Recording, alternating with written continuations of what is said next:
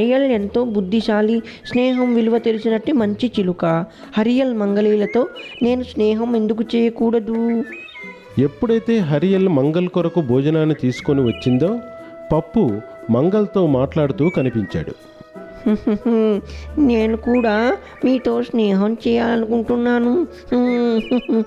పప్పు హరియల్ మంగళ్ళు స్నేహితులయ్యారు.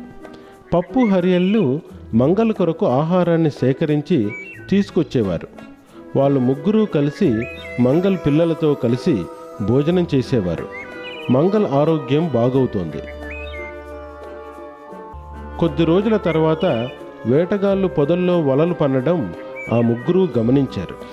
అరే, అక్కడ కొందరు వేటగాళ్ళు వలలు పన్ని ధాన్యపు గింజలు ఎరగా చల్లుతున్నారు.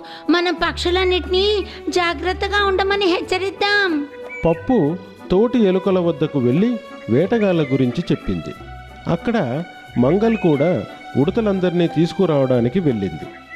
హరియల్ వనంలోని మిగతా పక్షులన్నింటికీ ఈ వార్తను తెలియజేసింది. కాసేపట్లోనే అక్కడికి ఎలుకలు, ఉడతలు గుంపులు గుంపులుగా వచ్చాయి. అవన్నీ కలిసి వలల్ని కత్తిరించడం ప్రారంభించాయి. మరుసటి రోజు ఉదయమే వేటగాళ్ళు వచ్చి వలల్ని చూసి, అరే, మన వలలు కత్తిరించబడి ఉన్నాయే, ఇదేంటి? ఎన్నాడా మన పథకం బెడిసికొట్టింది.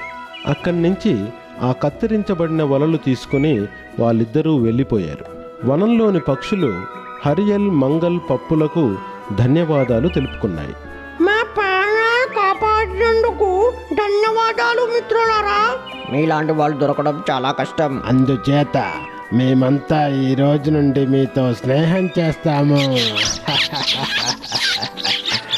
పిల్లలారా, అర్థమైందా?